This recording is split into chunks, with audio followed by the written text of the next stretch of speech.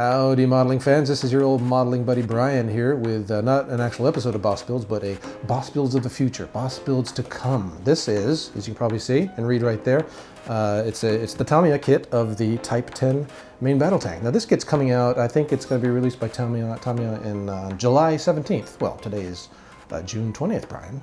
How in the world did you get this kit almost a full month ahead of time? Well, as you can see, it's not the normal packaged kit. This is what they call the white box early sample release, and you'll see some other interesting features inside. Preferred dealers, such as HLJ, get these kind of things from Tamiya. So let's take a look inside and see what the kit looks like. So opening the box as we do. Well, first of all, we have the Dear Preferred Retailer letter saying, please enjoy this sample. Don't resell it, those kind of things. And we've got a copy, and that's exactly what this is. This is just a photocopied copy of the instructions. As always with Tamiya kits, very easy to understand, English and Japanese, and any other languages here, French, German. Yep, so a variety of languages. Of course, we all speak the international language of armor, so no problem there. So yeah, just a photocopied version of the instructions. You know, they always usually come nicely stapled together in like a book form, but photocopied.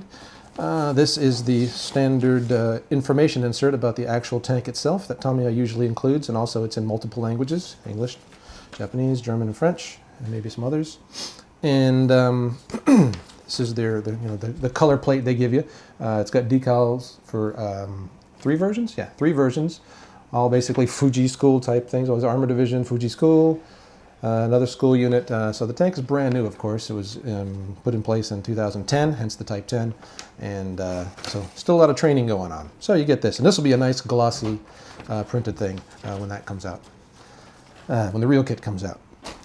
Other parts in the kit, we'll just go through this. Well, the first thing you'll notice, normally Tamiya kits of this nature, particularly if this color, would come in like an olive color or whatever. This is not a test shot per se because the tooling's finished. This is the finalized version of the tooling, but they shot it in gray here to differentiate it from what the final product will be, which I'm going to guess is going to be a dark green or a gray, or not a gray, a dark green or an olive drab color. But you know, they printed it, popped it out here in gray plastic. You got some mesh, some nylon mesh, which will go into the basket on the bustle of the turret. You got some poly caps. You know, it's just a Tamiya standard there for all the road wheels, so the road wheels will roll, roll, roll. And you've got a clear plate of some plastic parts here that you pop out for the various episcopes and whatnot on the turret and other locations. Excuse me. And just taking a quick look through the gray parts here, we see this is the upper hull. One thing I noticed when I first looked at it is the rubber side skirts are very nicely done. Got a nice little wave there because they are actually rubber on the sides. It's just to keep the sand down. And I suppose they could also detonate RPGs or whatever if they come in that way. But mainly just to keep the sand and dust down as it's rolling. And that's done very nicely here. We've got now are these open? Not quite open. This is the exhaust grills on the back. Exhauster intakes? I'm not sure. One or the other. Anyway, I thought they might be open all the way, but they are very deeply engraved here, so it's got a really good effect there. You got the tow cable in the back, one piece, and so yeah, very sharp detail, very sharp molding as we always expect from Tamiya, so looks good there. Moving on here, we got some turret parts, the upper part, the lower part here. They don't skimp on detail even on the lower part of the turret. You get some detail there. Sides, now this is it's all modular armor on the real vehicle, so it should go together pretty easily like that. You can't take it apart and do like that like on the real tank probably. Well, no, you can't, but it looks nice. Got some figures there. There's 2 figures of the commander and the loader. I believe it's the loader or the gunner, not sure which one, but you get 2 figures. And some other parts for the various stations around the turret. So it looks good, sharp, sharp, sharp. Moving on, here is the lower hull. Of course, all the suspension arms are separate parts put in there, so I guess if you wanted to do some nice diorama work and have it on some uneven ground or something, you can position the wheels as you'd like. Show it traversing some lumpy ground. And speaking of the road wheels, here they are, the road wheels. Now the tires and the wheels are molded in one piece, but you know, if you've been building armor kits, that's no big deal. We deal with that all the time. Some kits recently, they'll have the tires molded separately, making it a little easier to paint, but you know, this isn't really hard to do. The suspension arms, any other parts of note here. The sprocket detail looks quite nice on there. Very nice. This is looking good. Got the smoke detectors, smoke projectors, smoke candles, some people call them there. And those parts, and moving on. Okay, well, here's the business. Here's the business end of the tank, the 120 millimeter smoothbore gun. I think it's smoothbore. Very nicely done here. 2 halves, so you'll have to do a little sanding to get a nice smooth finish on the barrel there.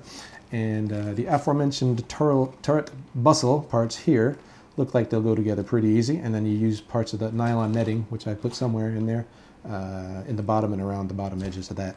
Parts for the cupola, and a nice 50 caliber machine gun part here. Oh, it's actually in 2 parts, 2 halves. Haven't seen Tamiya do that. Usually it's molded in one solid part, but I guess they're going for a little extra detail this time. You got the right side and the left side as separate parts there. Looks nice. Now the barrel's not drilled out, so that's one thing you'll have to do if you're going for super realism. Drill out the barrel there. But yeah, that looks nice.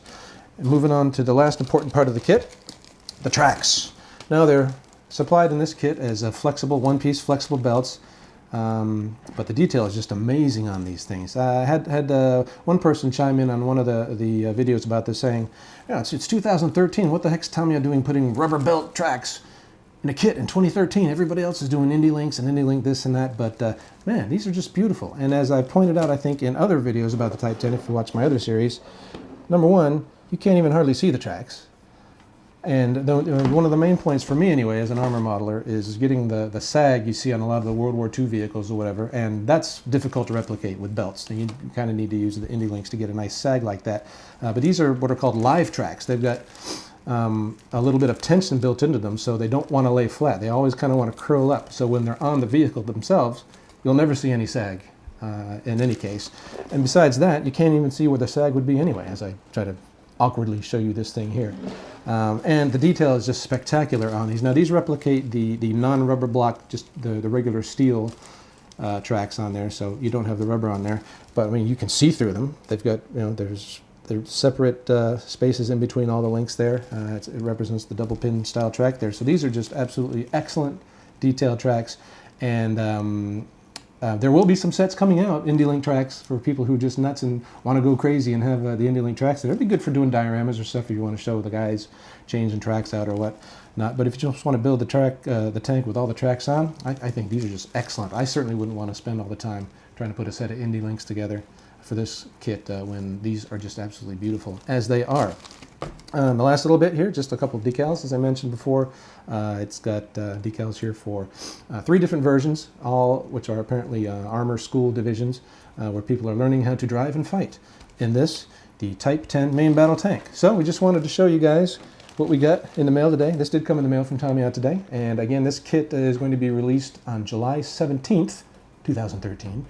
So in about a month, we should have these in stock and going out the door. And at that time, I will be doing a boss builds, and I will show you that kit as well, just show you the color and all, and hopefully I'll be able to get that one together pretty soon after we get it in. So there you go. This is the Tamiya 1/35 scale Type 10 main battle tank.